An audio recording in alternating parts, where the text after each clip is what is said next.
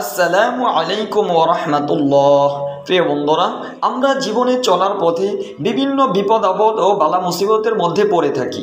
সেই বিপদ আপদ থেকে ছোট্ট একটি দোয়ার মাধ্যমে আপনি রক্ষা পেতে পারেন ইনশাআল্লাহ। সেই দোয়াটি আজকের এই ভিডিওটিতে আলোচনা করব।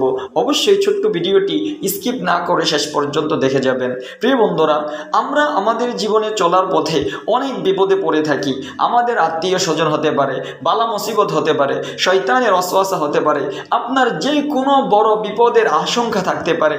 আপনি যদি খালিস নিয়তে মহান আল্লাহ রাব্বুল আলামিনকে স্মরণ করে, মহান আল্লাহ রাব্বুল আলামিনকে রাজি খুশি করার উদ্দেশ্যে মহান আল্লাহ রাব্বুল আলামিনের কাছে যদি আপনি এই ছোট্ট দোয়াটি পড়ে যদি আপনার মুসিবতের কথাটি উল্লেখ করেন, আপনার বিপদের কথাটি উল্লেখ করেন, ওই পরম দয়ালু মহান আল্লাহ রাব্বুল আলামিন আপনাকে মুসিবত থেকে উদ্ধার করবে ইনশাআল্লাহ।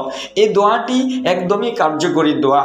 এই দোয়াটি, এই আমলটি আমি নিজে করেছি এবং এর ফল আমি নিজে পেয়েছি।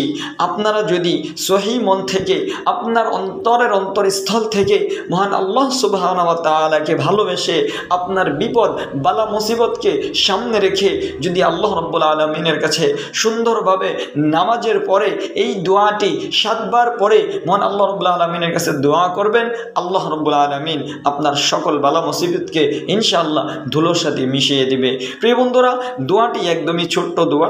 দোয়াটি হচ্ছে এই, ওয়া উফাউযিদু আমরি ইলাল্লাহ। প্রিয় বন্ধুরা, আমি আবারও বলছি, ওয়া উফাউযিদু আমরি ইলাল্লাহ। এটা কোরআনের একটি আয়াতের অংশ। আমি এই দোয়াটি আপনাদেরকে এই জন্যই দিলাম।